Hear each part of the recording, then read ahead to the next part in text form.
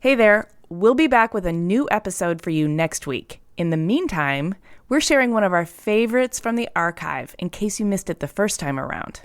Enjoy!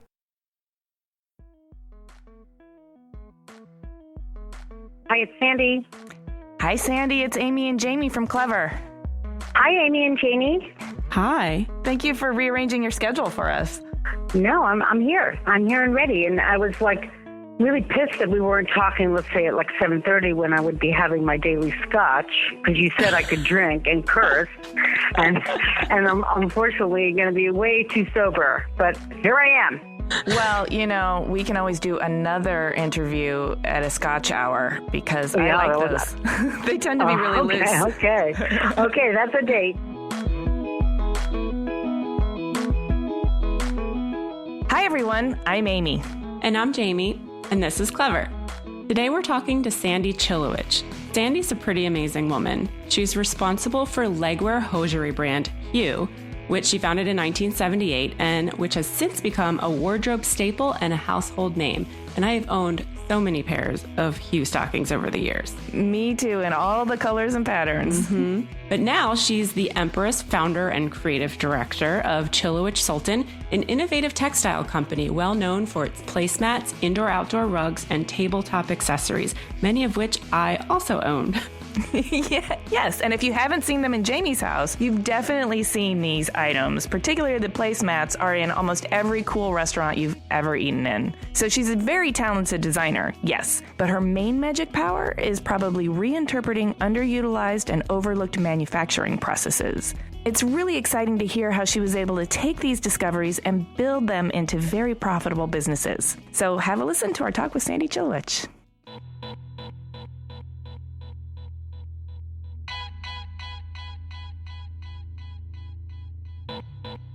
Okay, let's see. My name is Sandy Chilewich.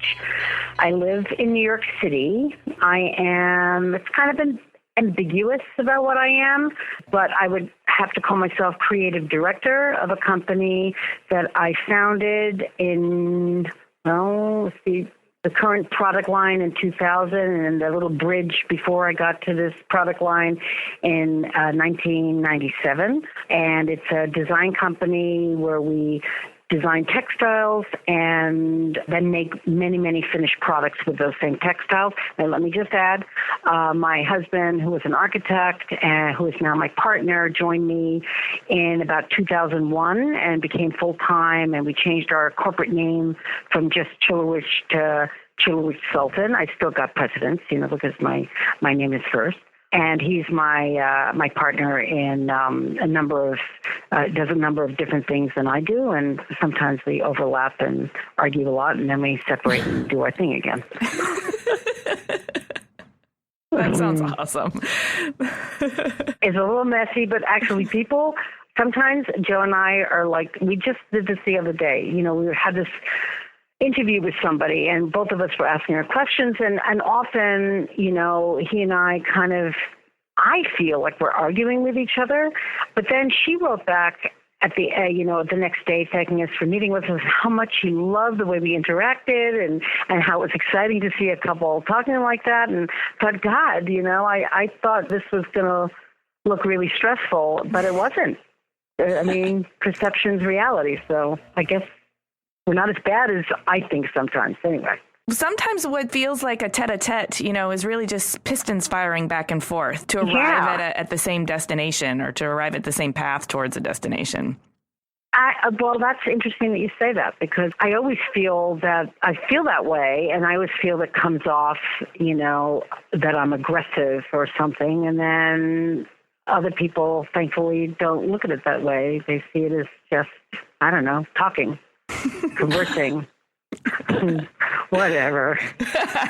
Okay, well, let's start at the very beginning. You were born and raised in New York City, so we would love to know... Not quite. Oh, not quite. Really? Not okay. Quite. Well, we'd love to know where then you were born and raised and what your childhood was like. I can tell you where I was born, and then the raising part is a little different than maybe what you expect. I was born in Westchester, New York, and then at age 5 moved to Holland, and I lived in Rotterdam for my primary years, from age 5 to 10.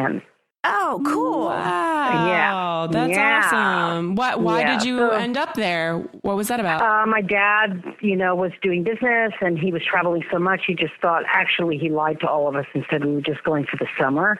And then we didn't come back for 5 years. So the old Rotterdam trick. Yeah, right.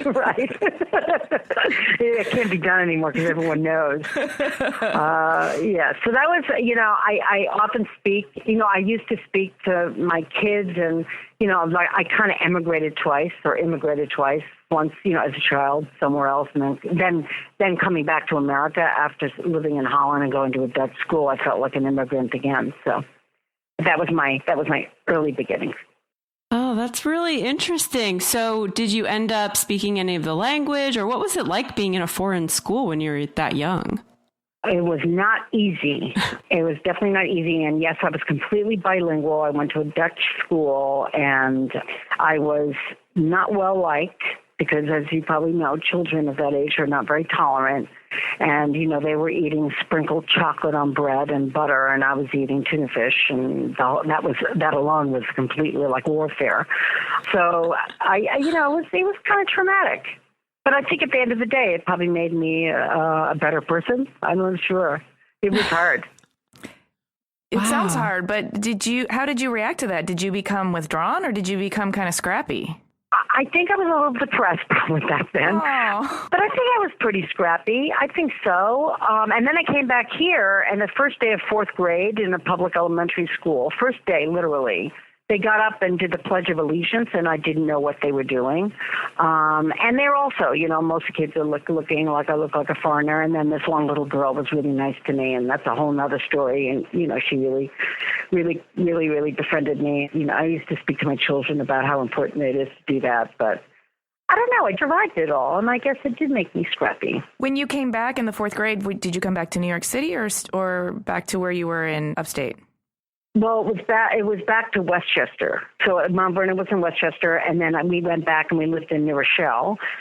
And then by the time I was in 9th or 10th grade, I started going to school in Manhattan. So I feel like if anybody has gone to a New York City school starting, in high school or middle school, they're a New Yorker because, living in the city at that age, you become scrappy pretty fast, so... And this would have been pre-Giuliani New York, right? So this would have been also a very scrappy New York. Oh, yeah. When you think about it, yeah. So we're looking at, 60s. Yeah. Yeah. And I graduated high school what's the sexual position? Is it 68 or 69? 69. Oh, that's the position, but I think 68 was the revolution. I don't know. 69 is when I graduated. So I always have to ask myself because I can never remember. 68 or 69? So, yeah, it was 69. It was crazy back then. Oh, How kind of crazy? Tell us. How crazy was it? Yeah. There were so many interesting things. But, drugs, sex, and alcohol and music. I don't know. That's what we did. What was your drug of choice? Were you a pot smoker? Oh, my God. I don't know. How can we... this is a problem. I don't know. Can my kids listen to this at the end of the day? I don't know. I don't know. We did everything back then. We experimented with everything. Well, are these more rebellious experimentation or just everybody was doing it? Well, certainly wasn't my whole class. There was a group of us that were definitely doing everything that you're not supposed to do. Were you in the artsy kid group or were you a nerd? Well, we were kind of hippie, pot, I would almost say we were certainly rebellious, but it's not there were good students in our group. I wasn't one of them, but yeah, I think more art. We were definitely on the cusp of music, and a lot of people were. When I think about it, a lot of artistic people were in this group, but somewhere, there was a range of kind of slightly delinquent and troublemakers, but I don't know what happened to everybody. at this point, but I think a lot of them just kind of settled into normal lives. Do you think your personal exploration with sex and drugs and rock and roll, was that more about expanding your horizons and broadening your mind, or was it about acting out and proving that you were not going to be hemmed in by society? What was your personal motivation? The deeply personal motivation, I would say, was to be a celebrity. To stand out and to be different. And, that can really backfire, and you could, for that goal, you could, make a lot of mistakes and not end up so well. I mean, people take that really far and then they really get into trouble. I never took it that far. But for instance, at our high school graduation, and when I say I barely graduated high school, I mean it. And then did drop out of college and never finished. But at graduation, even with the principal coming into the back room before we go on to the stage, had heard that I might speak after the actual valedictorian, and he said, if this person in this room is going to speak, I want you to know you're not going to get your diploma. I did it. And what did I speak about? The fact that I think my brother helped me write this speech. It was powerful. I mean, it was like an indictment of why did we have to wear uniforms at school, and it was, really well spoken and well written bullshit. But I did it for I got a few standing ovations. Nice. So my dad was one of them. And you ended up getting your diploma too. I did. Although they would never write me when I did decide to go to college, they wouldn't write me a reference. Wait, so just double back. Your dad was one of the people giving you a standing ovation. Yes. So you had support for this iconoclastic behavior. Yes. Well, I think my father, who was a huge influence on me, he was very into stardom, and it almost didn't matter what platform you were on. So I think I got good stuff from that. And at that stage, it was kind of not the most constructive things that I was doing, but it actually didn't damage me. But sure. He was proud of me because I stood out like that. So I think that a lot of it had to do with that. Interesting. Okay, so back to your story of college. You did go to college, but you dropped out. What's the story there? Well, so at first I didn't go to college for a couple of years, and I wrote a screenplay with my brother and my boyfriend, and I did various things, but we were doing that. And then I thought, maybe I should go to college, and I went to visit Sarah Lawrence, and I never took my PSATs because tests scared the hell out of me, and I could never finish it. I would always have to walk out. But ultimately they said, well, we'll accept you, but you have to take the test, and so it wasn't a condition anymore, and so then I was able to take the test. And so I went there. I dropped out after a year, then tried it again like a year and a half later for 6 months, and then dropped out, and that was the end of that. What were you majoring in when you were in college? I thought I wanted to be a psychologist, so I was taking psychology courses, and that school it's so intense. I don't know if it's still the same, but you can only take 3 courses, and they all have to be different. And they required me to take experimental psychology as my first psychology course, and I think that just killed it for me. It was too much science based, and I wasn't happy with that. But that's what I thought I wanted to be, and I think I could have been good, but I was so unable to handle academics and studying, and I had a tough time. And it might have been because of Holland and dealing with all these adjustments in school. It was very, very tough, I think. Were you interested in psychology because you're interested in human behavior? Yes, and also talking to people, and listening to people and trying to figure out, how to make them happier or whatever. But I think that, as we all kind of know, that sometimes, you become who you are by not doing the things that you don't want to do, and you just have to find, other things that you don't seem to feel that confident in doing. You end up finding someplace else. So, it's all the things that don't work out in life that really define you a great deal, and not just the things that you do well. So, it's a circuitous route. That's interesting, and it sounds like you were continually exploring, and not just playing video games on a couch somewhere. Right. I mean, the one thing is that I always even as a little girl. I mean, I always did artwork of some sort or another with my hands. I made things. So it was something that I did. I can't remember doing that in Holland, to be honest. But when I got older, I did artwork, and I certainly did artwork during high school. Tell us about the artwork you were doing. What media were you working in, and what kind of expression? I had a tough time with the medium that I was working in a way. And because I'm actually thinking out loud right now, like, when did I start actually making stuff? And I think it really was in high school. And it might have started from this friend of mine in high school. You know, I was with the wild crowd. I was always very split. I had this wild crowd group, and then I had this one girl in particular who was unbelievably artistic. She was really kind of prodigy-like in terms of her drawing ability. And so I was friends with her. We were kind of beatniks and wearing black all the time, you know, and going to Columbia and studying I followed her path, actually. She was kind of an idol to me. For one side of my brain, and then the other side was the wild one, and acting crazy. So I really had this kind of split thing. But this woman, I was going to the Art Students League with her, and we were drawing for models, and you know what? She was so good, and I paled in comparison.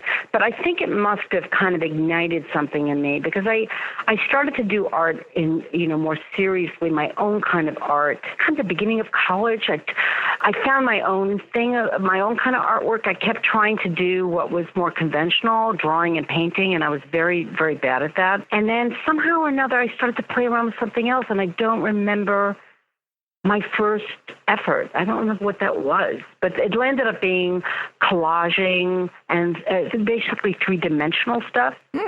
So I was doing that while I was in school, while I was dropping out of school, and I was doing more and more artistic, making things. Did you have brothers or sisters? I did. Complicated story as well, but I had 3 older brothers. My parents had both been married before, but my mother had 2 sons when she came into the marriage with my dad, and I have one brother who's from my mother and my father, and then I have 2 half brothers, and so 3 older brothers. Oh, okay. I was just wondering if you were an only child or not, because sometimes only children tend to be more on the wild side and sometimes a little lost or rebellious. So I was just curious.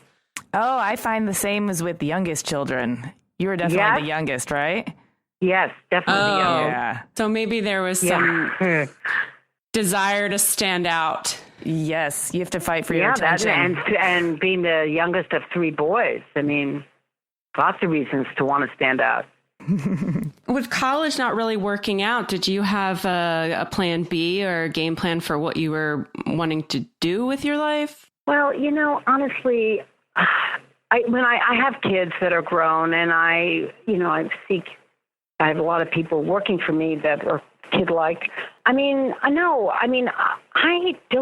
I didn't have plans. I also had no pressure. My parents were somewhat neglectful in my upbringing and really didn't kind of know what I was doing half the time. I mean, that's part of it was a different time, and I had a lot of freedom. And there were no really serious pressure on me. There was money in my family. It wasn't like I inherited millions or anything, but I had money in a trust that would allow me, it wasn't a lot of money, but I could not work and just live really meagerly.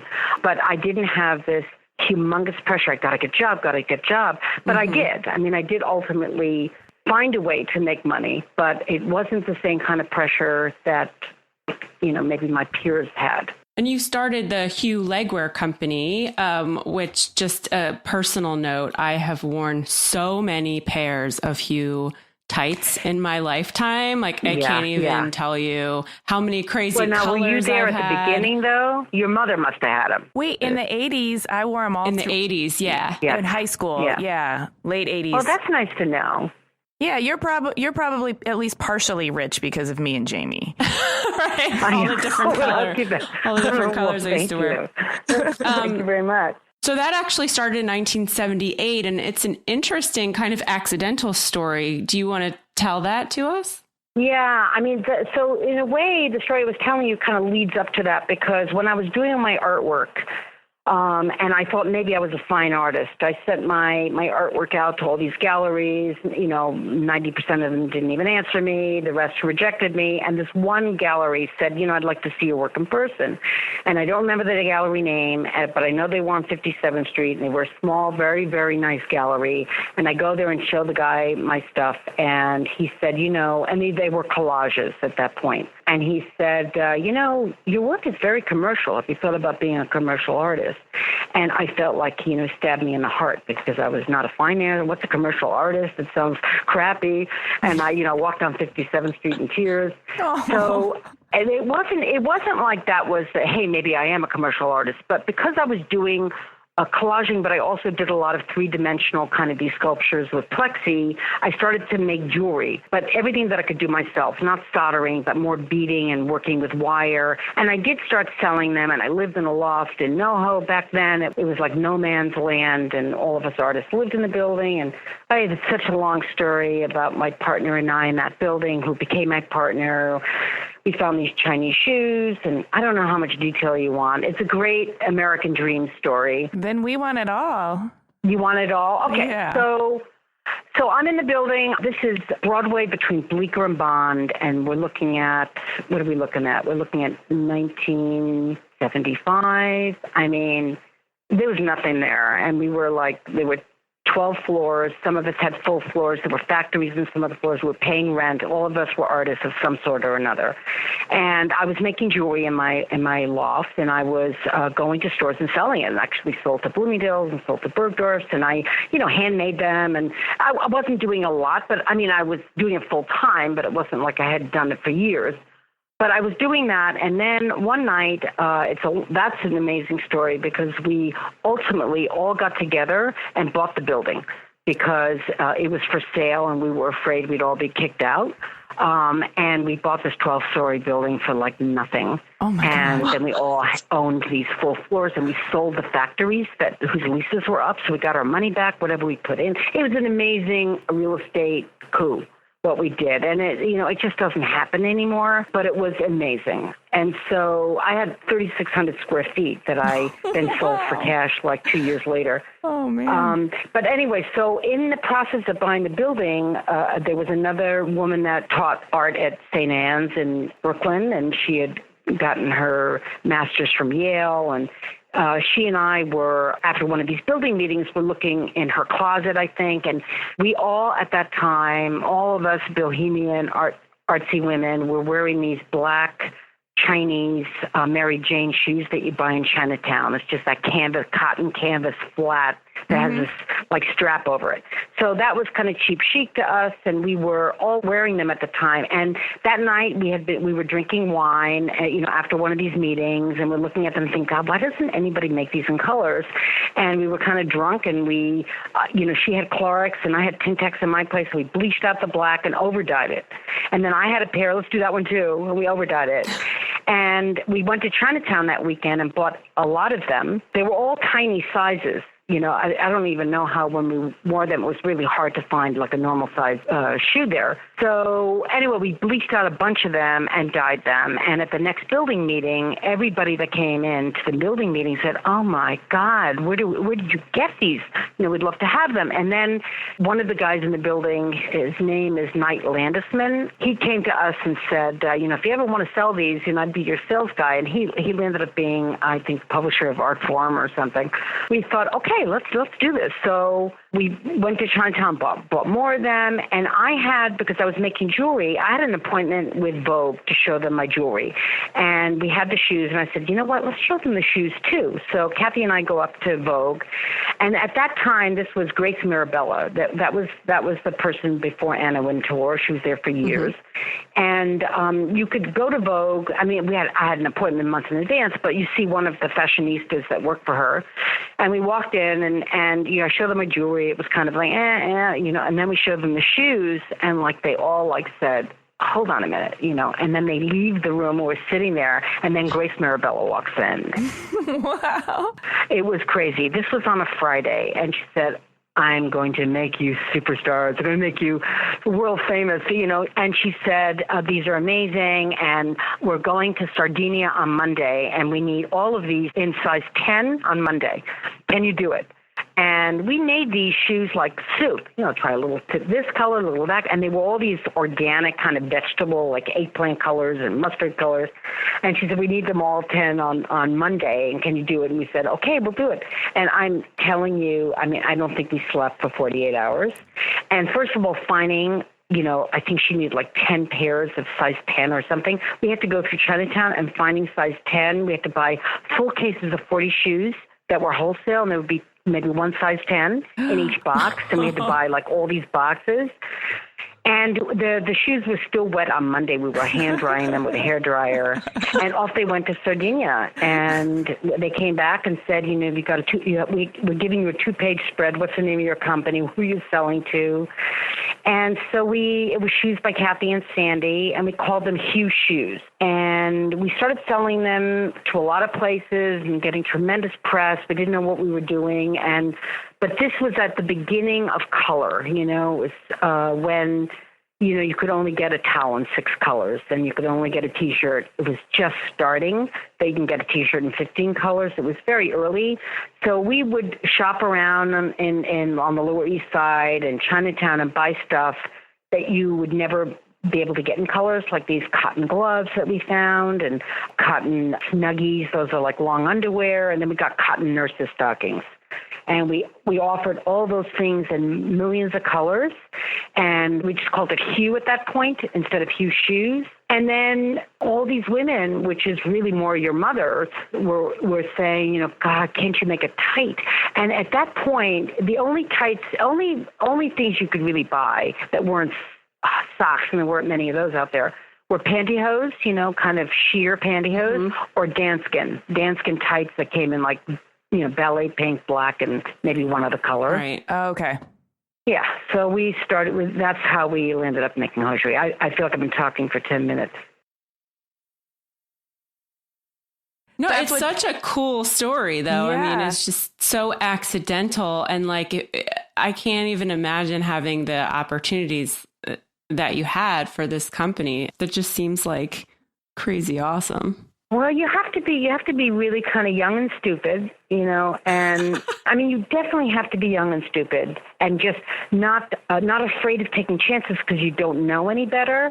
And there isn't somebody around you all the time telling you all the things that could go wrong, why you shouldn't do it. And I think parents now and the whole world around us is like hovering over every decision people make, You want to take this route, that route. It was very intuitive back then. And we just, followed a path and then to hit a wall and go in another direction. It was very, very intuitive. And I think it was different back then. Do you think the success of Hue just really comes from recognizing a hole in the marketplace and being savvy enough to find these things that existed that just didn't exist in color yet? Yes. Yeah, I think that's a huge part of it. I think it, in retrospect now, that experience really informed me for, my future business because, what we did is we took this path, right? I go from art, I go to jewelry and collaging, I go to, jewelry. Then I go to finding these shoes, and there was this kind of progression, and we both kept going until we realized, oh, this is the one, because this is the idea that really can be a real business. And honestly, we'd never have been able to articulate that, but I know in retrospect now, we had the kind of talent or the vision to kind of see, forget the shoes. That's not going to really go anywhere. Forget this. Here is a whole area that we could just keep going in. It's got so many legs to walk on, Pun intended. Yes. Yeah. It was definitely not intended, the pun. It's good. You just mentioned your next chapter. So what happened with Hue and how did you end up moving on to Chilewich? Well, let's see. We had Hue from 78 which is, I think, when we were incorporated. And then we sold the company in 1991, and we both had to stick around for a couple of years, which you did until 93, 94, something like that.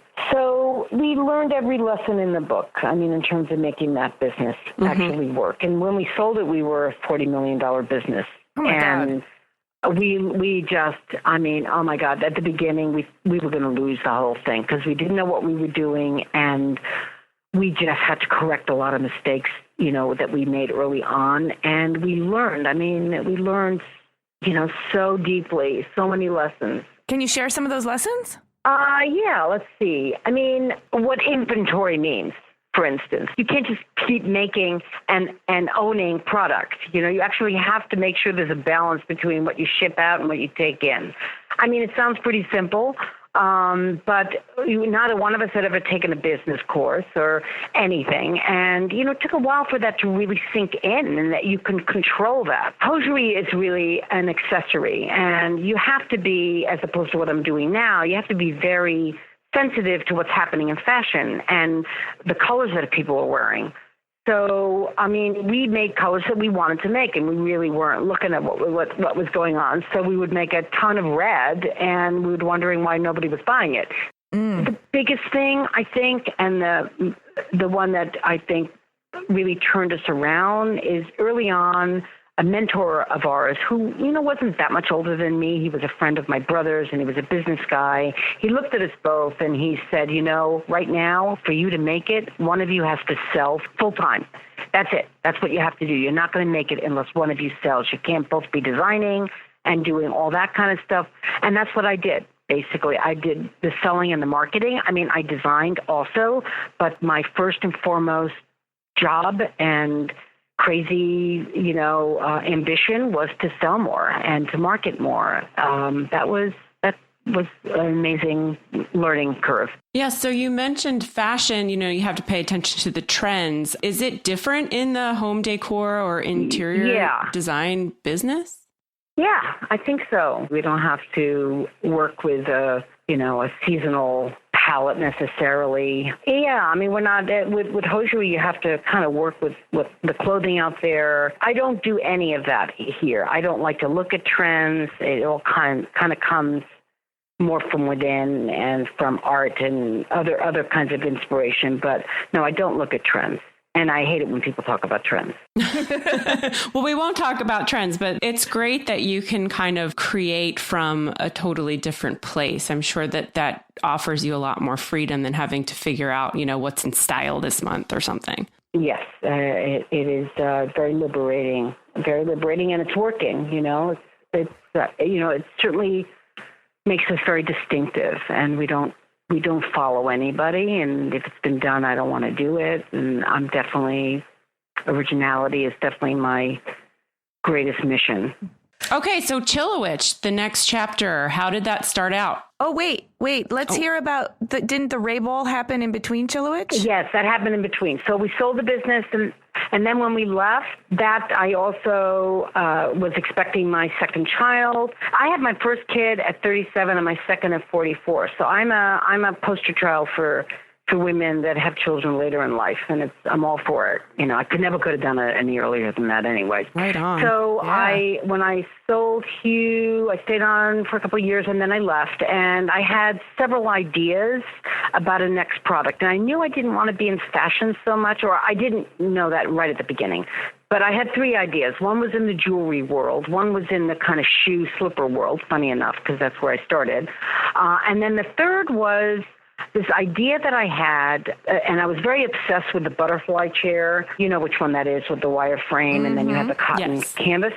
So I don't know, and for the life of me, I mean, if somebody said what I'm saying to me, I kind of can't quite understand the leap, but I had this idea that it would be so interesting to create a container for the table based on the same principles, that you can change the cover, and it's creating a kind of a concavity with a textile, with very little effort. It's not glued on, it's not attached to a frame, it's like kind of loose. So my husband was an architect, and I kept taking hangers out of my closet and showing him what I was thinking, and he's saying, I don't know what you're talking about, but maybe you should work with one of the designers in my firm that can help you kind of realize it and build a prototype, because I certainly was not an industrial designer. I didn't really know how to make things like that. So when I started working with him, we kind of got the frames, because I knew I wanted to kind of, it was going to be informed a little bit from a mid-century feel, kind of from that era, 50s era.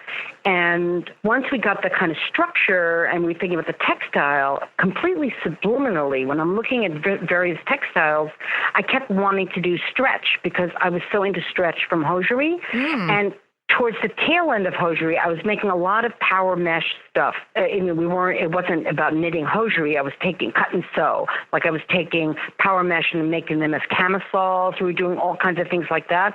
So I kept going to power mesh, and then when you stretch this power mesh over this wire structure, it's like a trampoline. Mm-hmm. And then my husband passed by and he stuck his finger in the center, and that simple method of connecting the fabric to this center point, which really no one's going to know what we're talking about without seeing pictures. We'll show a picture. It was kind of amazing, what it did. And I did it in a bunch of colors. Again, I was hand dyeing the mesh. I have to say, my greatest pleasure is the beginning of things, the beginning of when I was doing the jewelry, the beginning of hosiery business and the shoe business. And at this stage of the Raid Bowls, I was in one room on the corner of Lafayette and Spring, and this is now 1995, 1996, something like that. And I was in heaven. And I don't know if I'll ever be as happy as I was at that point in my life. I mean, being by myself like that. So anyway, it was a really good idea. And I got all these utility patents on this, such a simple idea, but nobody had really thought of it before. Mm-hmm. And then I started making them, and MoMA, really launched them. And, I learned so much in my first business, because once I started, there's so many business lessons that I could, speak endlessly about how much I learned, just nitty gritty stuff about how to launch another product. But it was very successful, and that's what I was doing for a while. Of course, I had to get out of that one room because, it was growing and we needed salespeople. And it was all named after my older son, Raymond. Mm-hmm. Ray Bowls, Ray Box, Ray Mail, Ray Tray. So I was doing all these versions of the same thing. And then I started to experiment with other materials and trying to incorporate them, not exactly with the same mechanics of attaching, but it was taking these materials out of context and looking at Ray Mail, which was a chain mail, but in a concave way and leather in that way. And then I was thinking it would be great to do something that's for outdoors, like a picnic basket. And then I found this material that I fell madly in love with, which it wasn't the material, it was the opportunity of the material that I fell in love with. Ooh. And that's really what started, what I'm doing now. And same thing like it with Hue. I started with the shoes, then I did the stockings and this and that, and then you start whittling it down and editing. It's like self-editing and realizing, okay, that's it. And that's what I did with the, moving from the bowls to what I'm doing now. I think the bowls was kind of a one note, and I didn't want to dilute it by, let's make chairs like this. Let's make lights like this. I felt I did it. I don't want to do any more of this. I wanted something that would naturally, organically grow, and that's what this new material offered me. And I knew enough. Again, it's somewhat intuitive, but I knew enough on a certain level that if I wanted a business and make a business so I can really sustain myself, it has to be it. I can't do it on the Raid Bowls. Tell us about that material that you fell in love with. I was looking for something else, and then I found this. And I was looking for something. It was definitely, I didn't even know what it was made out of, but there were these metal folding chairs that had kind of this large pieces of vinyl that looked like a giant basket weave. They're junky kind of chairs back then from the 50s, I think. Mm-hmm. And I was looking for that material, and I didn't really even know what it was made of. I knew it was synthetic. And Material Connection, which is this materials library, which you might have heard of, I don't know. Mm-hmm. So they had just opened their doors, and I had just read about them. I thought, I'll go there. I think I must have been one of the very, very first people that walked in that door. And looking for this material, and I couldn't find that, but I found a woven vinyl fabric that came from this factory in Alabama that was being used for outdoor furniture upholstery. But then I got the samples, and I'm looking at it, and I tried to have it work in the bowl, and I had pictures of the prototypes I made, and it really wasn't working.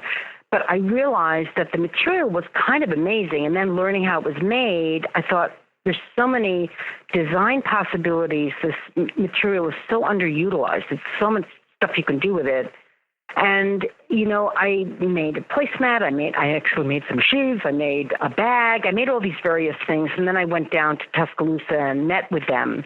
We got along really well. They were a big company, but they were very inspired by what I was doing with the material.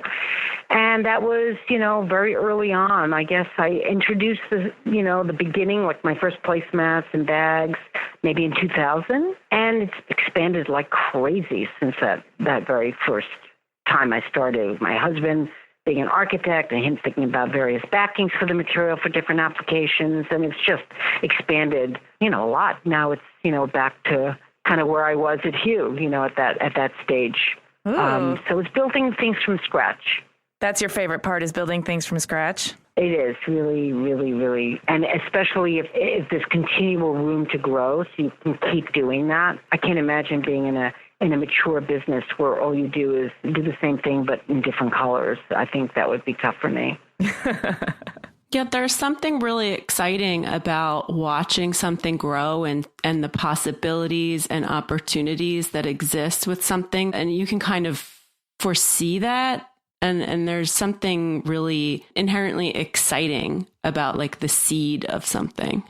When you are, looking at the marketplace, do you see things out there? You say, God, I can't believe how much this has changed over time.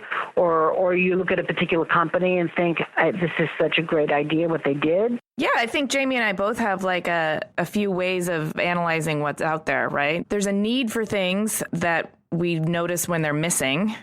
When there's not something there that we wish was. There's also things out there that have been stagnant for a long time that somebody needs to come along and sort of reimagine what they could be. And then there are some things that are just, whoa, I wish I would have thought of that, or that's such a great and simple idea, and it's perfect. I'm so glad somebody's doing it. I wish it was me. Yeah.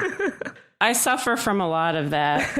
I think we all have envy of that. It could even be in another media, where I think, oh God, I always think, God, I wish I could have written that song, or, yeah. Well, but I love what I do. It's hard. It's really hard, though. It's hard. It's hard to have a business, and it's hard to have a bigger business, and so many balls in the air. You mentioned, which I thought was really an interesting thing that you said, but that when you were making this Ray Bowl alone in a room, that was like the happiest time of your life. Do you feel like there could be something in your future that would bring you back to that level of just happiness? It's a really good question. And yes, I think I should be thinking about that more than I do. Because I'm very caught up in what I do now and keeping all the balls in the air and growing and thinking of new things, and so many people involved. And I think I do. I just turned 65. So, I have to bring up to myself and try to remember how happy I was.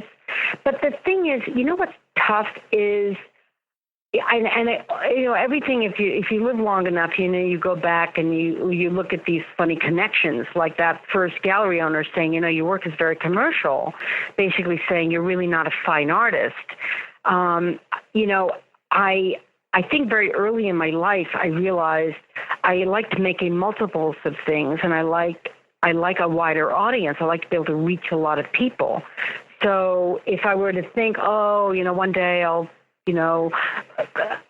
have a little studio and make stuff, I don't know if just making stuff without selling stuff and getting a lot of people to buy it will be satisfying to me, because when I was in that one room, I knew that's what I was doing. I wasn't planning to make art, for one audience. I was looking for what can I make that would sell to multiple people.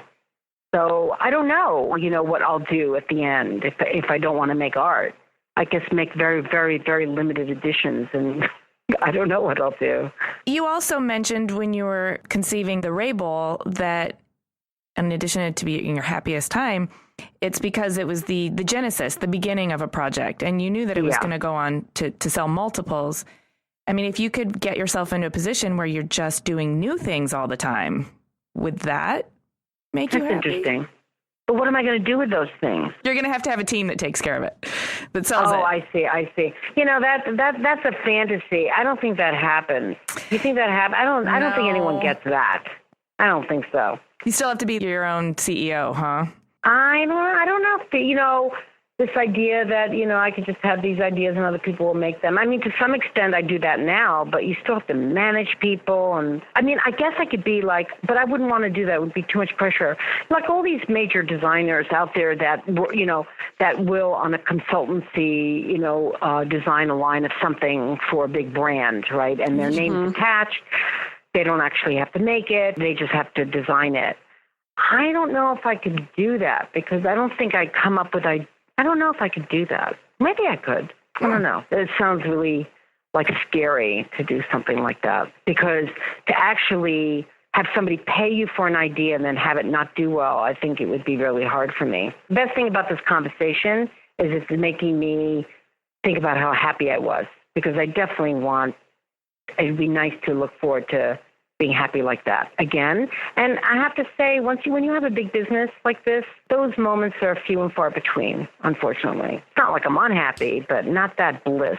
Yeah, well, there is a lot of bliss with the beginnings of things and with youth too. And we were talking to somebody else, I think, that, as we're aging, we have less moments of excitement than we had when we were younger. I don't know if that's just changes in the brain or we've just been there, done that kind of situation, but we're more striving toward a contentment type of happiness rather than a butterflies kind of happiness.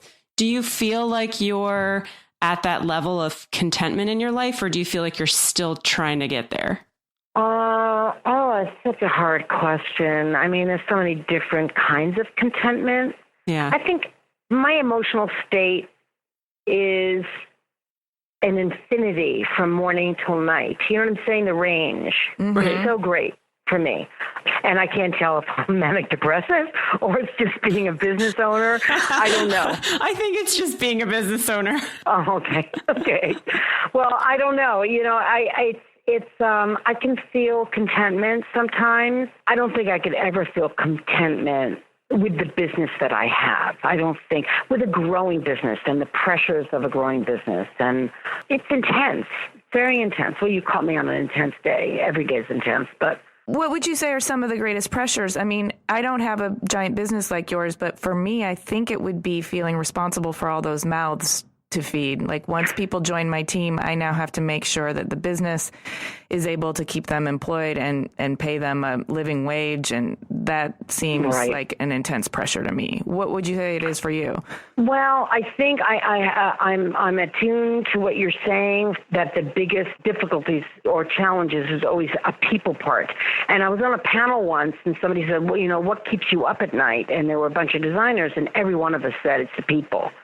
So it's not so much, I'm at a stage right now, I'm not worried about, them, feeding them or making them whatever. It's more like, this one doesn't like that one, and this one I really don't like, and what am I going to do about it? And it's making them all this happy. One wants to leave, or, it's just all these people that, with their problems and my problems and the interaction between them and each other and me, and, there's just so much of that. And I find that, I think that's the hardest part for me. And I don't think that's necessarily a general thing. But I think the alone thing is that that I don't have to do that. I'm kind of my own boss, and I don't have to I don't have to work with anybody else. I like the idea of not working with anybody else. That sounds really appealing. Except I want to work with people that can make things that I can't make. Sure. I love working with great talent. I'm very good at working with great talent. So I want those people around me. But I don't want them to be difficult, Just be very nice and easygoing.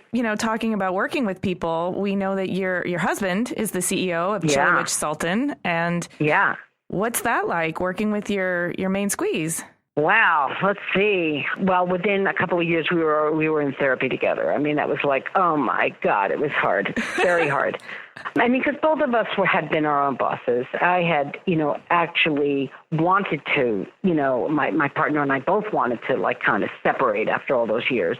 And my goal was to kind of not compromise and whatever, but and I think, it was never our dream to work together, but it made a lot of sense because he brought all this stuff to the table. But it was hard for me, hard for both of us to kind of, there's so many reasons why it's hard. It's hard, period, just being partners, hard being a man and woman, hard being husband and wife. It was difficult. I think we went through a lot together, and I think it's, 1,000 times better, but it's not easy. But no partnership is easy. It would be, I don't know, I'm sure there are some that are easier, but I don't think it's ever easy.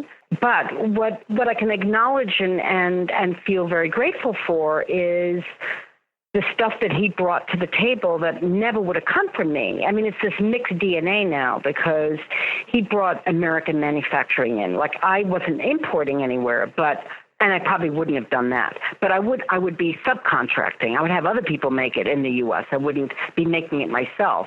And as an architect, he had all this kind of confidence that you must have if you're going to build a building and sleep at night and not worry that it's going to fall down.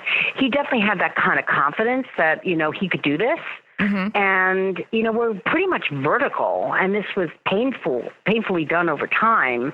But, he did, and he's made me very proud, to say that, we really make 90% of our stuff. We're vertical. We make it all in the U.S. So we complement each other. We fight a lot, and we try to fight constructively. He designed and built a beautiful house for us upstate, and we go there on the weekends, and we enter another zone. I mean, that's the good part, is that we are able to kind of just go into another zone when we go up there, and it's great. It's really, thank God we can do that. When you go out there to your upstate place, as I understand, it's on like a many acre property, nobody else around, really. Yes, that's true. Do you get to decompress from all the people and the personalities that you have to deal with on a daily basis? I'd say probably by Saturday morning, maybe. Okay. I mean, he does. He's able to decompress, or he can just turn it off because he developed another passion. And he's doing artwork now. And so he built himself a little studio, and so he's got this other outlet. My greatest passion is what I'm actually doing anyway. I mean, I love designing what I'm designing, and I'm very fulfilled on that level. I don't think he's had that kind of fulfillment, that creative fulfillment. So he now has this other thing that he's doing. When I go up there, we leave on Friday morning, so generally we have, 3-day weekends. I stay in touch with the office. I'm doing stuff up there that I don't have time to do, things that I've procrastinated doing here, and I do it up there, writing, reading. And then when I'm up there, I putz.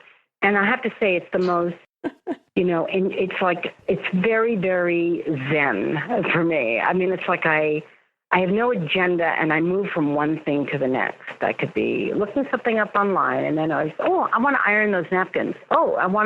Let me look at that recipe. I want to read the Times. I mean, I move from one to the other with, and that to me is complete luxury. And when I'm in that mode up there, I'm pretty close to that level of bliss, I have to say, that I talked about when I was in the room. It is kind of blissful. I can't always be in that zone, but it's very nice when I'm there. Well, it's nice you have it almost every week as well.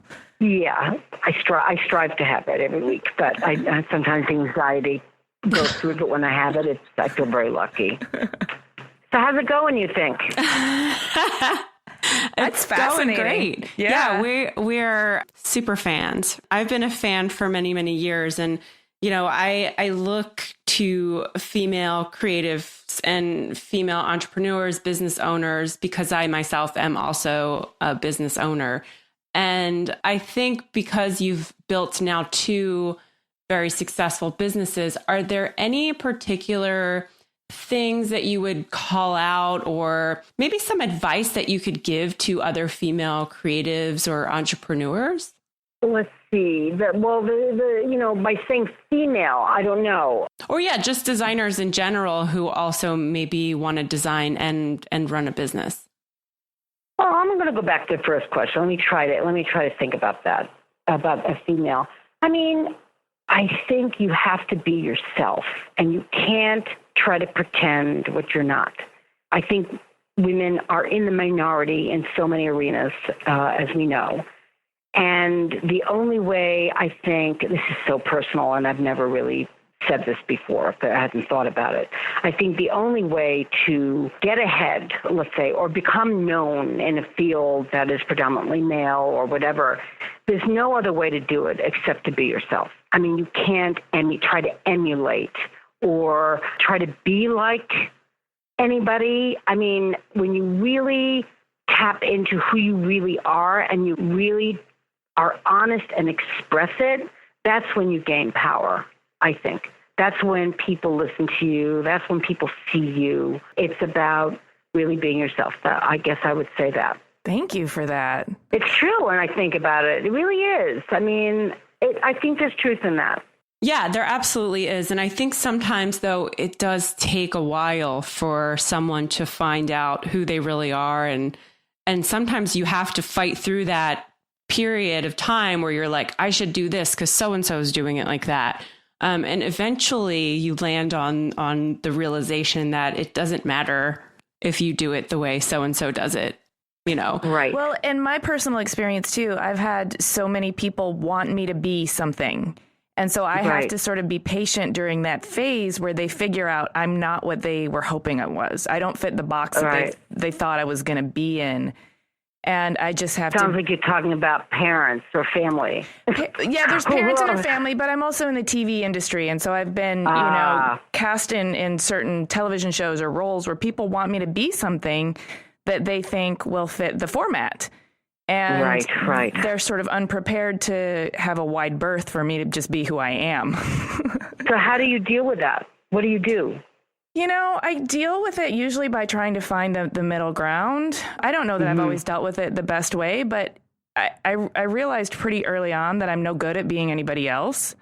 But if that's not what they signed me up for, then I have to be the me that is also the closest version of me to what I think they're looking for. Yeah.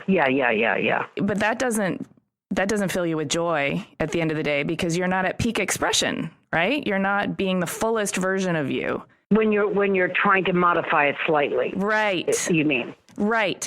But I would agree with you. So what you said just resonated with me so deeply because I also think that's when I lost power. I think that's when people stop listening to you, and when they stop seeing you, you start to become a little bit less visible. It's not like it isn't scary always to some degree, but the more successes you have, the more stamina you build up. And I remember the very first major public speaking thing that I had. I was very nervous about it. I was going to be speaking. There were a lot of big people speaking there. And I got there, it was like 500 people in the audience. I'm on the stage. It was like a TED Talk. It was years ago, first time. And before I went, I kind of memorized my speech. I had to speak for like 30 minutes, and I had never really done it. And so I memorized this thing. I had to tell my whole story with slideshows and everything, and all these really good speakers were before me, and I'd say maybe I was the only woman. I could have been.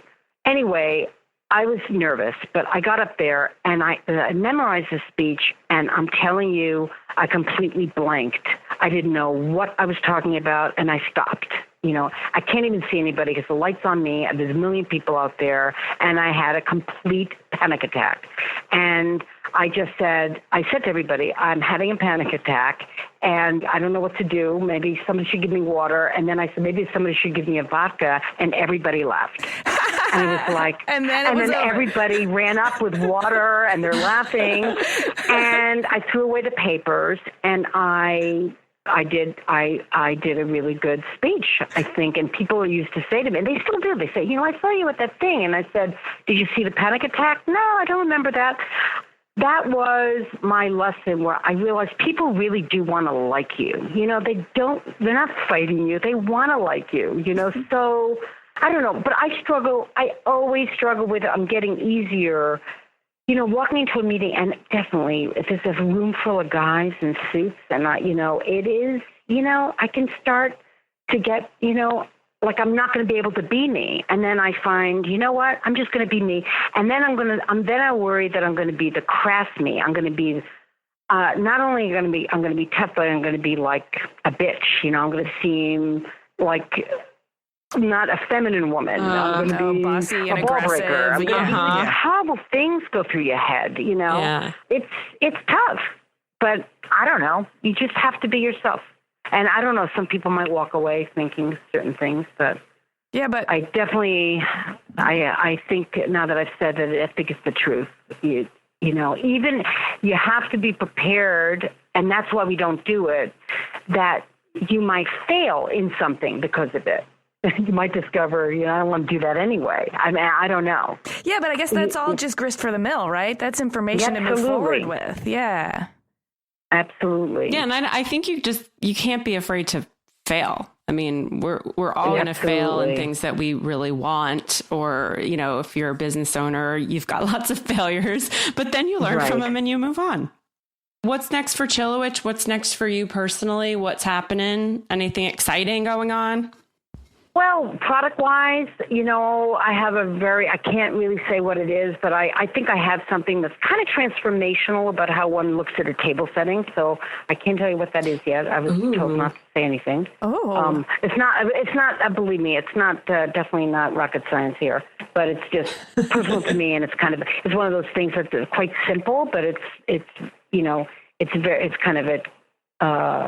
I don't know, it's very game-changing to some degree. It's going to be one of those, why didn't I think of that moments for me? It might be. I think a lot of people looked at it and said, God, it's so simple. I can't believe I didn't think of this. I think so. I think it could be one of those things. Exciting. I mean, one day we're going to think about, selling the company because we're going to need to, we're going to get old. You have been delightful to talk to. Thank you for being so candid, so super candid, and sharing, not just the pretty parts, but the kind of trying parts, and we really appreciate that. Yes. Well, that makes it real. Thank you. I don't think I could have done it you know what, I might have done it but after a while I would have stopped if I felt the person whatever, was not interested, so. Oh, well, we're definitely interested. You brought out some good stuff in me. I like some of the things that came up, so that was good. Awesome. All right. Thank you so much. Okay. Bye-bye.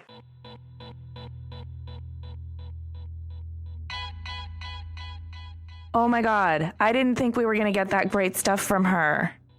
Finally, somebody who's doesn't say everything's all rainbows and unicorns. I love her. Oh, she was just laying down truth left and right. Yeah, but I mean, it's something that we need to hear, and maybe it's something our listeners really need to hear, that it's not always easy to run a business, but sometimes it is your destiny, and there are happy accidents, and you need to follow those things. I mean, that really did resonate with me deeply. Everybody says you have to be yourself, right? I've heard that a million times from a million different people in a million different ways. But, there is this idea of women aging and becoming irrelevant and invisible, right? They're less sexually desirable. They're maybe less hip or cool. And there is nothing irrelevant about her. She is a dynamic, powerful, authentic person who is not trying to be anything she ain't. And I just think that, she learned in the boardroom and while building her empire that she was actually most effective and most powerful when she wasn't trying to, wear the pants or be somebody that she wasn't. And it's nice to hear it from somebody who's been through it and weathered those storms. Yeah, and I loved her story about the TED Talk because, sometimes we feel like that whole room of people is just waiting for you to do something wrong so they can point their fingers and laugh at you, when in fact, they are there to embrace you and learn from you and are excited about what you have to say. And so it was such a beautiful story when she just made everybody laugh and they were all giving her water and drinks. I know. And then nobody remembers the part. You might remember the part where you screw up, right? And it might haunt you forever, but nobody else in that room remembers or cares. And it also highlights this sort of universal truth that vulnerability is not a weakness. Showing your vulnerability to somebody almost always makes them love you more because they see your depth, your rawness. Right. And they can also relate because I'm sure everybody has a vulnerability or a weakness. And, we're kind of happy and have a sigh of relief when we realize not everybody's perfect. Right. I know, which is why she was so refreshing to talk to. Yay, Sandy Chilewich. Woo! Well, thanks everyone for listening. And if you like Clever, please subscribe on iTunes or wherever you get your podcasts and sign up for our newsletter, read the show notes, and see images of Sandy's work at cleverpodcast.com. And connect with us on Twitter, Instagram, and Facebook at Clever Podcast. We love to hear from you. This episode of Clever was edited by Chris Model of Your Studio with music by L1011.